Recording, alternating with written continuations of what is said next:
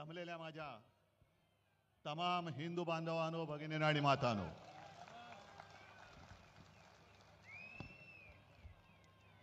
निवडणुकीच्या निकालानंतर पहिल्यांदाच आपण असे समोरासमोर भेटतो आहोत. आजपर्यंत 23 जानेवारी हा शिवसेना प्रमुखांचा, हिंदू हृदय सम्राटांचा जन्मदिवस आपण षण्मुखानंद हॉलमध्ये करत होतो. पण 2 महिन्यापूर्वी जो काही निवडणुकांचा निकाल लागला, मला तर काय पटलेलं नाही. तुम्हाला पटलाय का? आणि मध्ये अब्दाली येऊन गेले. कोण? अमित शहा. आणि त्यांनी सांगितलं की महाराष्ट्रातला हा विजय उद्धव ठाकरेंना त्यांची जागा दाखवणार आहे. ठीक आहे अमित शहाजी, जखमी वाघ काय असतो आणि त्याचा पंजा काय करतो ते तुम्हाला येत्या भविष्यात दिसेल. मराठी माणसाच्या नादी लागू नका. जिथे औरंगजेबाला झुकवलं तिकडे अमित शहा काय कोणती झाड की पत्ती आहे.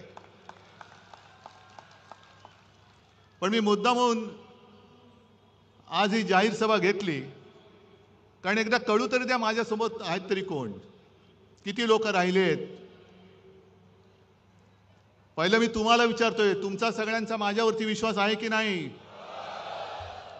कारण अमित शहा, तुम्ही माझी जागा ठरवू शकत नाही. माझी जागा ठरवणारी ही माझी अस्सल शिवसेना प्रमुखांनी दिलेली वडिलोपार्जित संपत्ती आहे.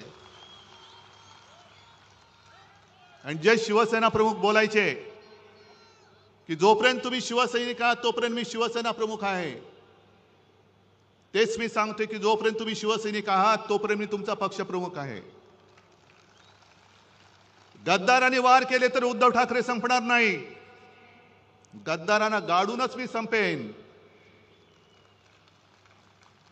पण ज्या दिवशी माझा एक जरी निष्ठावंत शिवसैनिक बोलला, उद्धव तू बाळासाहेबांचे विचार सोडलेस, बाजूला हो, त्या क्षणी जसं मी मुख्यमंत्री पद सोडलं तसं मी माझं पक्षप्रमुख पद सोडल्याशिवाय राहणार नाही. आणि मला खात्री आहे की ज्या पद्धतीने संपूर्ण महाराष्ट्र मला त्यांच्या परिवारातला एक सदस्य मानतो, मला त्यांचा कुटुंब प्रमुख मानतो, तो माझा महाराष्ट्र, तो माझा मुंबईकर एवढा निष्ठुरपणे, एवढा निर्दयतेने माझ्याशी आणि जीवाला जीव देणाऱ्या शिवसेनेशी वागू शकत नाही. ठीक आहे, हार जीत होत असते, पण मुळामध्ये हा विजय जसा पराभव आम्हाला धक्का देणार होता तसा विजय सुद्धा भाजपच्या अनेक लोकांना अजून पचत नाही की आपण जिंकलो कसे. काहीतरी गडबड घोटाळा नक्की आहे, ईव्हीएमचा तर नक्कीच आहे. पण एक साधा प्रश्न आहे की ज्या अमित शहानी संपूर्ण सरकारी यंत्रणा वापरून 2.5 वर्ष आपल्या महाराष्ट्रावरती घटनाबाह्य सरकार लादलं, ते असा तसा महाराष्ट्र आपल्या हातातून सुटू देतील? आणि एक तर महाराष्ट्राने मोदींच्या अश्वमेधाचं गाढव लोकसभेत ज्या पद्धतीने अडवलं, तो फटका अजून त्यांच्या वर्मी जो घाव बसले त्यातनं अजून ते उठत नाहीयेत. आणि त्यांना पक्क माहिती होतं की ज्या क्षणी महाराष्ट्र आपल्या हातातनं जाईल त्या क्षणी दिल्ली कोलमडणार आहे. जर महाराष्ट्राचा निकाल सर्व जनतेच्या मनासारखा लागला असता तर आज दिल्लीतलं सरकार कोलमडलेलं तुम्हाला दिसलं असतं. ही महाराष्ट्राची ताकद आहे. आणि पहिल्या प्रथम जरा अमित शहांचा थोडा समाचार घेतो, कारण घ्यायलाच पाहिजे. उद्या परत येत आहेत. कुठे मालेगाव मध्ये जात आहेत का आणखीन कुठे जात आहेत, काय काय बोलून गेल्यात, काल काय बोलले त्याचा मी आज समाचार घेईन, उद्या काय बोलणार त्याचा मी परवा समाचार घेईन. पण समाचार मी घेणार, मी नाही सोडत. कारण अफजल खानाचा पोवाडा तुम्ही ऐकलात ना, मिठी मारू तर प्रेमाने मारू, पण पाठीत वार केला तर मात्र वाघ नख काढू. हा महाराष्ट्र आहे, हा महाराष्ट्र आहे आणि ही महाराजांची शिकवण आहे. अमित शहाजी, तुम्ही जे काय बोललात की शरद पवारांना त्यांनी जी काय दगाबाजी केली होती 78 साली, त्यानं 20 फूट जमिनीच्या आत गाडले. आता 78 साली माझं वय काय होतं, अमित शहाचं वय काय होतं, पण त्यांना ही कल्पना नसेल की 78 साली शरद पवारांनी जो काही पुलोदचा प्रयोग केला होता आणि ती जी काय दगाबाजी केली होती, त्या दगाबाजीमध्ये जनता पक्ष म्हणून भारतीय जनता पक्ष सुद्धा सामील होता. आणि त्यांच्या हसू अडवाणी नावाचा इसम माणूस जे आपले चेंबूरमधून निवडून यायचे, ते त्या पुलोदच्या दगाबाजी केलेल्या सरकारमध्ये मंत्री होते. म्हणजे दगाबाजीचं राजकारण तुम्ही सुरू केले, खतपाणी तुम्ही घालताय. अगदी सुरुवात करायची झाली तर कुठून करता येईल, मला एवढ्या मागे जायची आवश्यकता नाही. श्यामाप्रसाद मुखर्जींपासून सगळं काढता येईल. जनता पक्ष सुद्धा जो इंदिरा गांधींच्या हुकुमशाहीच्या विरोधात, आणीबाणीच्या विरोधात निवडून आला होता, जनतेने निवडून दिला होता, तो जनता पक्ष सुद्धा फोडण्यामध्ये तेव्हाचा जनसंघ हा आघाडीवरती होता. ही दगाबाजीची बीज ही अमित शहाजी तुमच्यामध्ये आहेत, तुमच्यामध्ये, आमच्यामध्ये नाही. दगाबाजी महाराष्ट्र कधी करू शकत नाही. पण मधल्या काळात तो जो काही त्यांनी प्रचार केला, एक असं म्हटलं जातं, मी बीकेसीच्या सभेमध्ये म्हटलं होतं की पंकजा मुंडे त्या सगळ्या विधानसभेच्या काळात बोलल्या होत्या की भाजपचं सगळं वेगळं असतं बाबा. बाहेरच्या राज्यातून 90,000 लोक आणलेत, तेव्हा गुजरातमधनं आणलेत. मग काही जण असं म्हणतात की ते RSSचे कार्यकर्ते होते. म्हटलं ठीक आहे असतील, पण आता ते 90,000 कुठे गेले? समजा जो शिवसैनिक आपत्ती काळामध्ये मुंबईकराच्या जीवाला जीव देतो, धावून जातो, जीव वाचवतो, ते 90,000 जे काय RSSचे असतील तर कार्यकर्ते आता धावून येतील? मग मुलाला शाळेत ॲडमिशन पाहिजे, कुठे काहीतरी दंगली झाल्यात, रुग्णाला हॉस्पिटलमध्ये ॲडमिट करायचंय, रक्त पाहिजे, RSS वाले देतील? 90,000 लोक जी काय बाहेरून सगळी उपरी आणली होती, त्याच्यापैकी एक तरी माणूस रक्तदान करेल की गोमूत्रदान करेल, हे तुम्ही विचारा. कारण ते करू शकतात. अत्यवस्थ जर का रुग्ण असेल, त्याला रक्त पाहिजे असेल, शिवसेनेकडे आला तर शिवसैनिक जर का ग्रुप मॅच होत असेल तर तो त्याची जात पात पंथ न बघता रक्तदान करून टाकेल आणि त्याचा जीव वाचवेल. पण जर ते 90,000 कार्यकर्ते संघाचे असतील आणि त्यांना सांगितलं की अत्यवस्थ आहे, रक्त पाहिजे, रक्त नाही आम्ही गोमूत्र देतो. कारण आता 1-2 दिवसापूर्वी बातमी मी वाचली, तुम्ही पण वाचली असाल. मद्रासमध्ये IITचे जे संचालक आहे व्ही कामकोटी, त्यांनी स्वतः म्हटले, IITचे संचालक, आणि त्यांनी म्हटले की ते तापाने फणफणत होते तेव्हा गोमूत्र पिऊन ते बरे झाले. धन्य आहे त्यांची. अशी माणसं शिकतात कशी, नेमकं शिकतात काय? तर जे मी तुम्हाला सांगत होतो की आपण जे काय करतो, एवढा मुंबईकर कधी निष्ठुर होऊ शकत नाही. महाराष्ट्रातला अस्सल मराठमोळा मावळा जो आहे तो कधी शिवसेनेशी गद्दारी करू शकत नाही.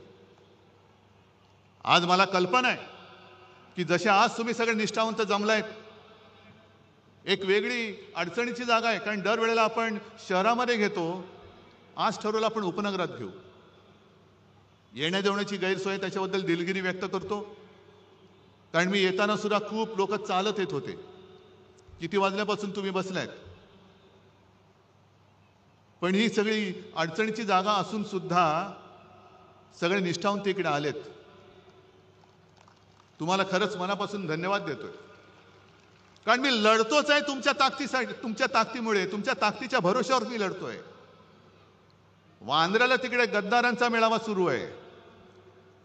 आपली ही सभा झाल्यानंतर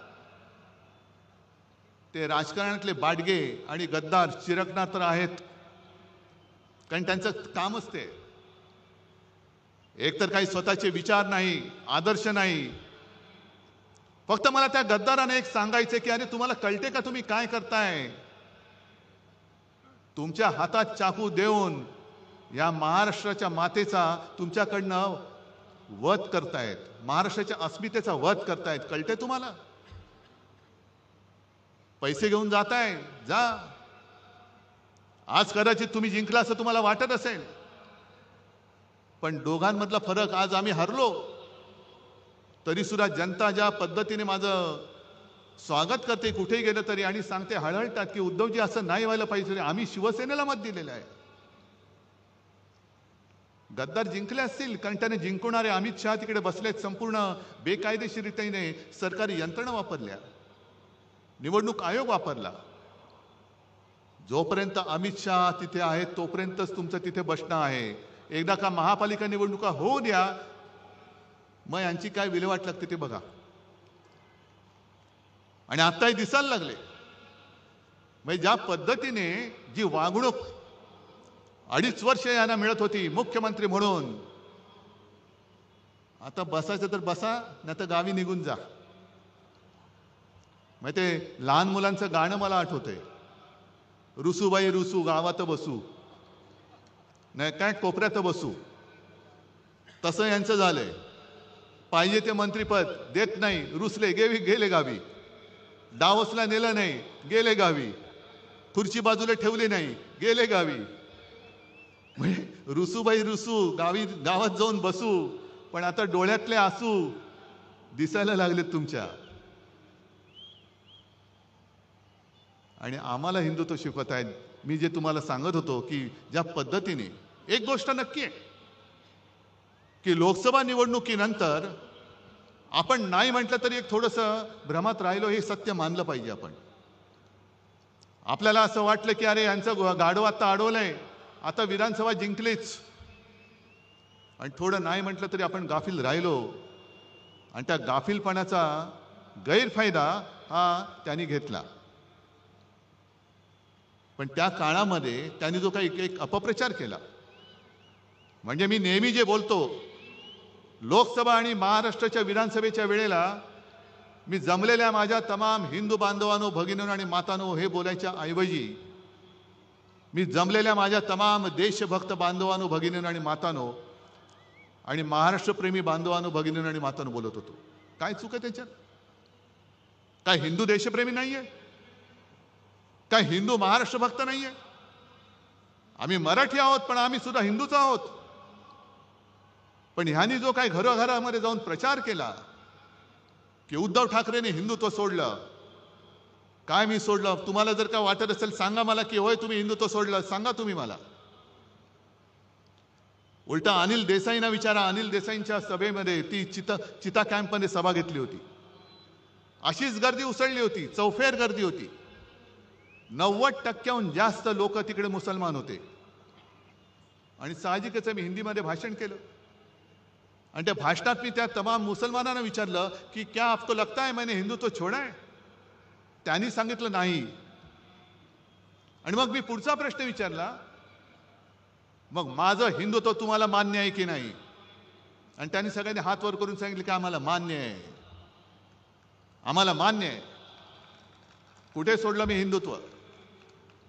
एक कुठेतरी बातमी छापून आणली त्यांनी, आणि उद्धव ठाकरेंनी 92-93 साली जे काही घडलं त्याच्याबद्दल माफी मागितली. कधी माफी मागितली? कोणाकडे माफी मागितली? काय वाटेल ते बोलायचं, पण माफी मागितली हे जर का खरं असेल तर माफी कोणी मागितली होती? माफी उद्धव ठाकरेंनी नव्हती मागितली, माफी अटल बिहारी वाजपेयींनी मागितली होती.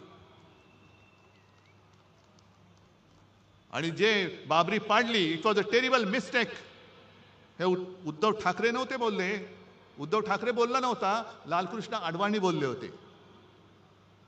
मग जा अमित शहा, जा अडवाणी जे आहेत अजून, अटलजींना तर तुम्ही केव्हाच गुंडाळून टाकले, अडवाणींना सुद्धा तुम्ही बाजूला करून टाकले. पण माफी मी नव्हती मागितली. नवाज शरीफच्या वाढदिवसाचा केक उद्धव ठाकरेंना नव्हे तर तुमच्या आत्ताच्या नरेंद्रभाई मोदींनी खाल्ला होता. अगदी लहानपणी माझ्या आजूबाजूला मुस्लिम कुटुंब राहायची. ईदच्या दिवशी त्यांच्या घरनं मला जेवण यायचं आणि त्यांच्या ताज्याखालनं मी जायचो. हे उद्धव ठाकरे नव्हता म्हणाला, हे नरेंद्र मोदी बोलले होते. किती काढू? माझ्या फोनमध्ये 100च्या वरती फोटो आहेत. सगळे जण टोप्या घालून बसलेत. मोहन भागवत मशिदीमध्ये गेले होते, उद्धव ठाकरे गेलेले नाहीत. आणि दगाबाजीचा तुम्ही जो काही उल्लेख केलात, हिंदुत्व तुम्ही आम्हाला शिकवताय. उद्या 26 जानेवारी आहे, प्रजासत्ताक दिन. आपल्या देशाचा तिरंगा आहे, त्या तिरंग्यामध्ये सुद्धा हिरवा आहे. जो तिरंगा तुम्ही अनेक वर्ष स्वातंत्र्यानंतर सुद्धा तुमच्या कार्यालयावरती लावत नव्हतात. आणि तुम्ही जर का आम्हाला हिंदुत्व शिकवत असाल तर आमचा झेंडा हा छत्रपती शिवरायांचा भगवा आहे, ज्याला डाग लावण्याचा तुम्ही प्रयत्न केलात. आम्ही तर देशप्रेमी मुसलमानांना आमचे मानतोच म्हणून तर ते आमच्या सोबत आलेत. पण देशप्रेमी मुसलमानांनी तुमच्या विरोधात आमचं हिंदुत्व मान्य करून आम्हाला मतदान केलं म्हणून तुमच्या पोटात एवढा जर का पोटशूळ असेल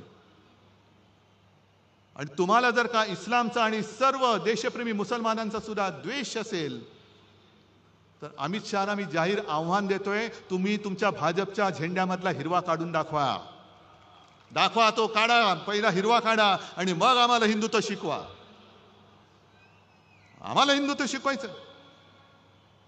अरे पहिली पोट निवडणूक जी काय पार्लेची लढली होती 1987 साली, ही पहिली पोट निवडणूक जी मी मानतो की सर्व देशातल्या निवडणुकीच्या इतिहासात हिंदुत्वावरती लढलेले नव्हे तर हिंदुत्वावरती जिंकलेली निवडणूक होती. आणि तेव्हा शिवसेना प्रमुखांनी दाखवून दिलं की हिंदू सुद्धा मतदान करून निवडणूक जिंकून देऊ शकतात.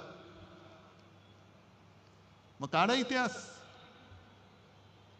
शिवसेनेसोबत कोण होतं आणि शिवसेनेच्या विरोधात कोण होतं?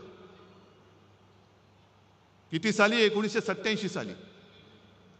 त्यावेळेला शिवसेना आणि काँग्रेस, शिवसेनेचे डॉक्टर रमेश प्रभू आणि काँग्रेसकडनं प्रभाकर कुंटे, हिंदुत्वाचा प्रचार तुफान झाला. हे आता तुम्ही दाखवलं ना, दादा कोंडके वगैरे, तेव्हा तर फार जोमात होते. गुजरातमध्ये शंभू महाराज येत होते. आणि त्याही वेळेच्या भाषणामध्ये शिवसेना प्रमुखांची स्पष्ट भाषणं आहेत. आम्हाला देशप्रेमी मुसलमानांचं वावडं नाही. जे देशद्रोही आहेत, पाकधार्जिणे आहेत, त्यांचा आमचा तो कोणी असेल, तो हिंदू जरी असला आणि पाकधार्जिण असला जसा कुरुलकर सारखा, तरी तो आमचा नाही. एवढं स्वच्छ आणि स्पष्ट आहे. पण तेव्हा जर का इतिहास तुम्ही काढला, अमित शहाना मुद्दामून सांगतोय की तेव्हा फक्त दुहेरी लढत नव्हती झाली. शिवसेनेचे रमेश प्रभू विजयी झाले, प्रभाकर कुंटे पडले, पण शिवसेनेच्या हिंदुत्वाला अपशकुन करायला भाजप आणि जनता पक्षाच्या प्राणलाल वोरांना सपोर्ट दिला होता. का तेव्हा तुम्ही हिंदू म्हणून आमच्या सोबत आला नाहीत? कुठे गेलं होतं तुमचं हिंदुत्व? आणि मग ती निवडणूक जिंकल्यानंतर तुमचे प्रमोद महाजन वगैरे सगळे आले. मातोश्रीचे उंबरठे जिजवायला लागलात तुम्ही, कारण तुम्हाला शिवसेनेचा दुरुपयोग करून घ्यायचा होता. हे भाजप काय, RSS काय, हे सगळे असेच आहेत. करणार काही नाही, काड्या लावायच्या, आगी पेटवायच्या, दंगल उसळली की पळून जायचं.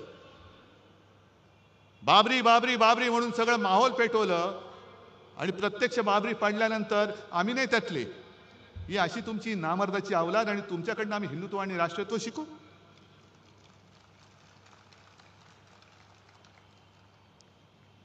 आणि तीच ती निवडणूक होती हिंदुत्वाच्या मुद्द्यावरती शिवसेना प्रमुखांचा आणि नंतर सुभाष देसाईंचा पण त्या निवडणुकीत शिवसेना प्रमुखांचा मतदानाचा अधिकार काढून घेण्यात आला. तीच ती निवडणूक होती ज्याच्यामुळे शिवसेना प्रमुखांना आयुष्यात कधी निवडणूक लढणारच नव्हते, पण त्यांना निवडणूक लढवण्यापासून 6 वर्ष लांब ठेवण्यात आलं. आणि तो निर्णय अंमलात आणला तेव्हा काँग्रेसचं सरकार नव्हतं, अटल बिहारी वाजपेयींचं सरकार होतं. आणि आज तुम्ही आम्हाला बाळासाहेबांचं प्रेम शिकवताय. हे खरं आहे की 2000 साली छगन भुजबळ इथले गृहमंत्री असताना त्यांनी शिवसेना प्रमुखांच्या अटकेचा प्रयत्न केला होता. नंतर सगळं मिटलं, ते स्वतः घरी आले, सगळं झालं. पण ते जेव्हा अटक करायला निघाले होते तेव्हा अडवाणी, जर मी विसरलो नसेन तर देशाचे उपपंतप्रधान होते, गृहमंत्री होते. आणि शिवसेना प्रमुखांना जर अटक केली तर राज्यामध्ये आगडोंब उसळेल, तो उसळू नये म्हणून त्यांनी सीमा सुरक्षा दल किंवा केंद्रीय राखीव दल जे आहे ते शिवसेना प्रमुखांनी त्यांना अटक झाली तर दंगल उसळली तर बंदोबस्त करायला भाजप सरकारने महाराष्ट्रात पाठवलं होतं. हे तुमचं बाळासाहेबांचं प्रेम? ताडायची झाली तर तुमची साल्टी खूप ताडता येतील. एवढी साल्टी निघतील की तुम्ही गावात फिरायच्या लायकीचे राहणार नाही. त्याच्यामुळे तुम्ही आमच्या अंगावर येण्याचा प्रयत्न करू नका. आज 23 जानेवारी आहे, काल 22 जानेवारी होता. बरोबर 1 वर्षापूर्वी अयोध्येच्या मंदिराचं लोकार्पण करण्यात आलं. अरविंद, मला वाटतं तुम्ही काल परवा जाऊन आलात, अजूनही त्या मंदिराचं बांधकामच पूर्ण झालेलं नाहीये. आणि काय उन्माद चढलाय, जय श्रीराम जय श्रीराम जय श्रीराम. अहो, तेव्हा जर का शिवसैनिक उतरले नसते तर तुम्ही नसतातच, ते सोडा. पण जय श्रीराम जसं आम्ही बोलतो, आम्ही हिंदूच आहोत, पण आम्ही जसं जय श्रीराम बोलतो तसं तुम्हाला सुद्धा जय शिवराय बोलावंच लागेल. महाराष्ट्रामध्ये तुम्हाला जय शिवाजी जय भवानी बोलावंच लागेल. तुम्ही म्हणाल हे काय जय श्रीराम पुरे? नाही. जसं जय हिंद नंतर जय महाराष्ट्र बोलतो तसं जय श्रीराम नंतर जय शिवराय बोललाच पाहिजे. कारण प्रभू श्रीराम कधी होऊन गेले, त्यांच्या जन्मभूमीवरनं वाद झाला, पुन्हा मंदिर बांधलं, त्यांनी राक्षस मारले होते, रामराज्य आणलं होतं. पण आमचं दैवत छत्रपती शिवाजी महाराज जर का जन्माला आले नसते तर मोदी काय अमित शहा काय कोणीच जय श्रीराम बोलू शकलं नसतं. म्हणून पहिलं त्यांचा जय जयकार करा आणि मग जय श्रीराम बोला. महाराष्ट्रामध्ये तरी मी जय शिवराय आणि जय श्रीरामच बोलणार, कारण आम्ही भाजपसारखे कृतज्ञ नाही आहोत. जन्मदात्या बापाला आम्ही विसरू शकत नाही. शिवाजी महाराजांनी मगाशी त्या फिल्म मध्ये सुद्धा बघितलं ना, हिंदवी स्वराज्य स्थापन नसतं केलं आणि औरंगजेबाला मोकाट सोडला असता, अगदी शिवरायांच्या नंतर सुद्धा संभाजी राजांच्या त्या निर्घुण, ज्याचं वर्णन सुद्धा करायला जीवावर येतं, हत्येनंतर 26 वर्ष ताराराणींनी म्हणजे महाराष्ट्राने औरंगजेबाला झुंजवत ठेवला नसता तर गुजरात पहिलं पटकन औरंगजेबाच्या चरणी लीन होऊन गेलं असतं. सगळं संपूर्ण हिंदुस्थान हिरवा झाला असता. त्याच्यामुळे जय शिवराय हे बोललंच पाहिजे. जर कोणी तुम्हाला जय श्रीराम बोललं त्याला सांगायचं जय श्रीराम जय शिवराय, जय शिवाजी जय भवानी. कारण हा महाराष्ट्र आहे. दरवेळेला आम्ही इतिहासाचे दाखले देतो. अगदी हिमालयाच्या मदतीला सह्याद्री धावतो म्हणजे कोण धावतं?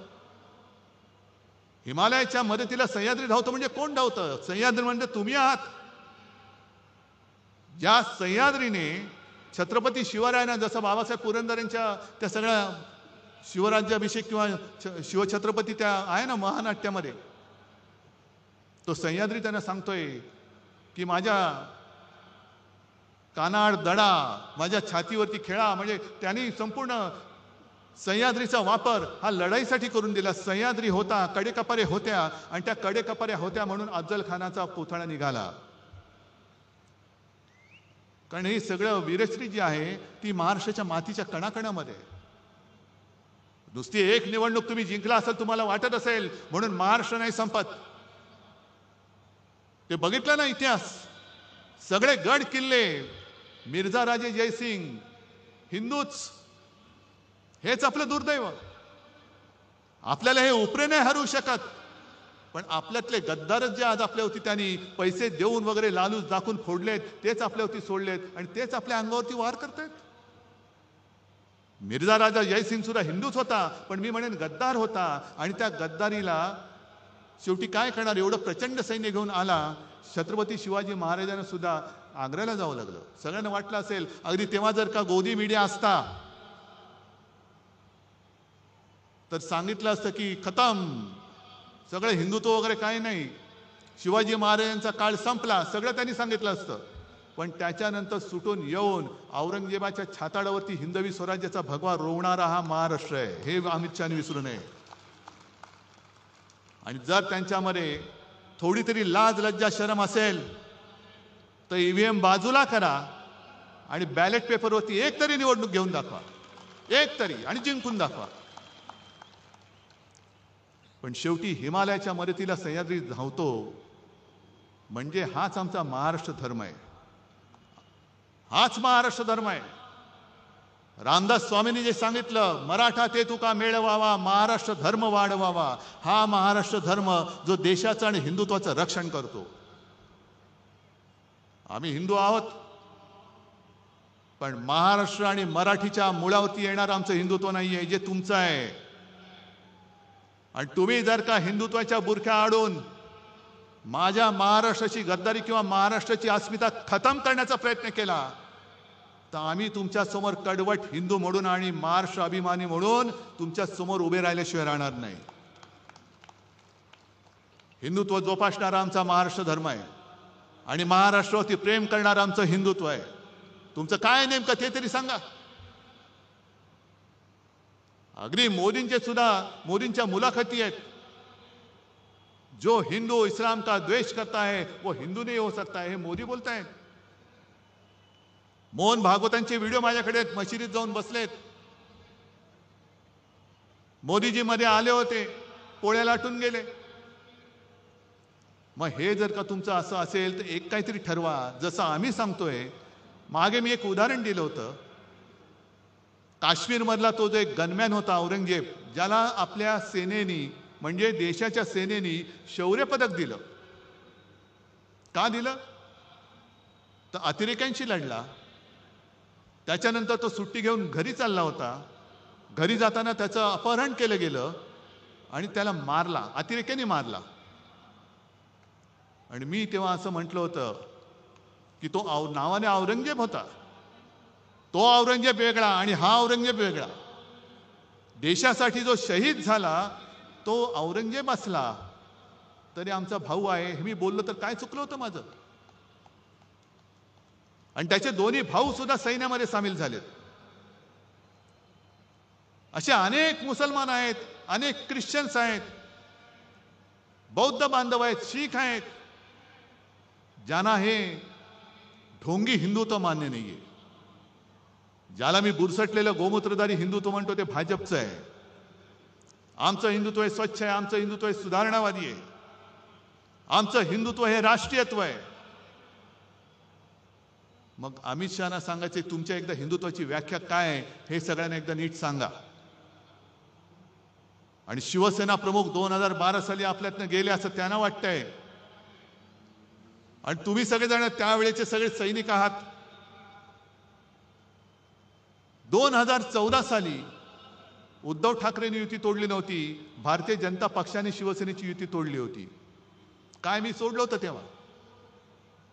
शेवटचे 2 दिवस राहिले होते, अचानक बेसावध आहे असं समजून एकनाथ खडसेंनी फोन केला मला आणि सांगितलं की उद्धवजी आता आपली युती राहत नाही, वरनं आदेश आलाय. म्हटलं कोणाचा? नाही, उपरवाला, तो दिसतच नाही, की आता युती राहणं कठीण आहे. मग तेव्हा आम्ही कोण होतो? तेव्हा मी काय आत्ता जसं हिंदुत्व सोडलेलं नाही. अरे प्रबोधनकारांचा नातू आणि शिवसेना प्रमुख हिंदू हृदय सम्राटांचा पुत्र हा हिंदुत्व सोडू शकेल? पण जसं मी हिंदू अभिमानी आहे तसाच मी माझ्या मातृभाषेचा, महाराष्ट्राचा आणि मराठीचा सुद्धा अभिमान आहे, कडवट अभिमानी आहे. प्रेमाने वागाल तर तुम्हाला उचलून देऊ, पण कपटाने वागाल तो उचलून आपटू, तर उचलून आपटू आम्ही. आणि आम्ही म्हणजे काय RSS किंवा भाजपवाले नाही आहोत की मरायला तुम्ही आणि सगळं झालं का मिरवायला आम्ही. अशी शिवसेनेची शिकवण नाहीये. आणि म्हणून आजचा हा जो काही दिवस आहे हा फार महत्वाचा आहे. गेले 2 महिने झाले, एक तर बहुमताचं सरकार आलं कसं या धक्क्यातून बाहेर येत नव्हते. आणि आल्यानंतर जो काही गोंधळ चाललेला आहे, पालकमंत्री कोण ठरत नाही. पालकमंत्री ठरले त्याच्यावरनं धुसफूस. मग मला पालकमंत्री व्हायचंय, मला पालकमंत्री व्हायचंय. रस्त्यावरती काय उतरतायत, टायर काय जाळतायत आणि हे म्हणे बाळासाहेबांचे सैनिक. सगळं तुमचं सगळं जे काय होतं नव्हतं ते उघडं पडलेलं आहे आता. लाज लज्जा शरम असेल तर जनतेने गेट आउट सांगण्याच्या आधी तुम्ही स्वतःहून निघून गेलात तर बरं आहे. कारण एखादा मंत्री, पालकमंत्री, एखादा मंत्री म्हणजे काय त्याची कुवत, सगळे भ्रष्टाचाराचे आरोप झालेले सुद्धा आता मंत्री म्हणून बसतायत आणि त्याच्यावरती तुम्ही इमले बांधताय. अमित शहाजी 20 फूट नीचे गाडा है. अरे ठीक आहे, जेवढं खोल जाऊ ना तेवढी मुळं आमची खोल जातील आणि मग वर काय उगवेल तेव्हा बघा. वर काय उगवते ते बघा. एक तर उद्धव ठाकरेची जागा तुम्ही ठरवताना तुमची जागा काय होती आणि त्या जागेतून शिवसेना प्रमुखांनी तुम्हाला बाहेर कसं काढलं हे पहिलं आठवा.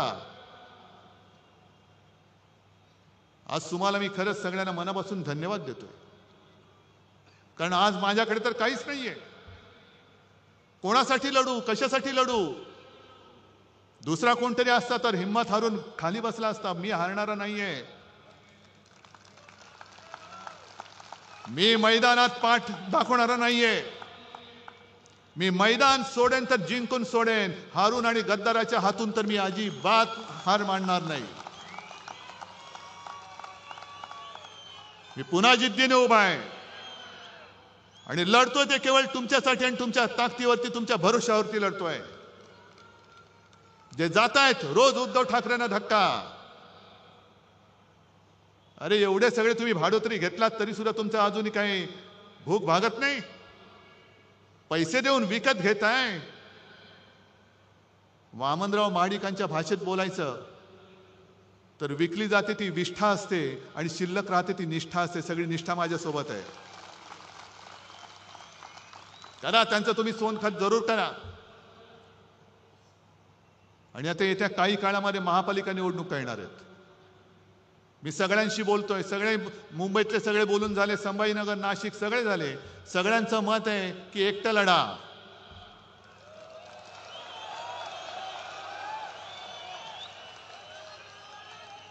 ताकद आहे. अमित शहाना जागा दाखवणार आहात. ठीक आहे, अजून निवडणूक जाहीर झालेली नाही, पण मला तुमची जिद्द बघू द्या, तुमची तयारी बघू द्या. ज्या भ्रमात आपण राहिलो तो पहिला त्या भ्रमातनं बाहेर या. आणि ज्या क्षणी माझी खात्री पटेल आपली तयारी झाले, मी कार्यकर्त्यांच्या मनाप्रमाणे निर्णय घेतल्याशिवाय राहणार नाही. पण या वेळेला मला सूड उगवून पाहिजे.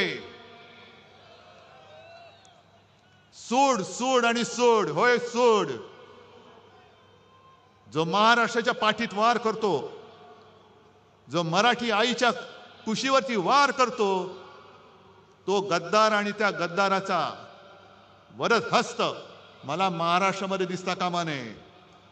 आणि जर तुम्ही सगळे शपथ घेऊन सांगत असाल तर जेव्हा वेळ येईल तेव्हा मी एकटा लढण्याचा निर्णय नक्की घेतल्याशिवाय राहणार नाही.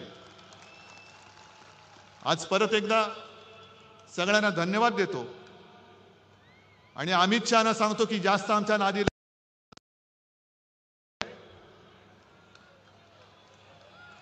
जेवढे अंगावर याल तेवढे वळ घेऊन दिल्लीला परत जाल. सगळ्यांना धन्यवाद देतो. जय हिंद, जय महाराष्ट्र.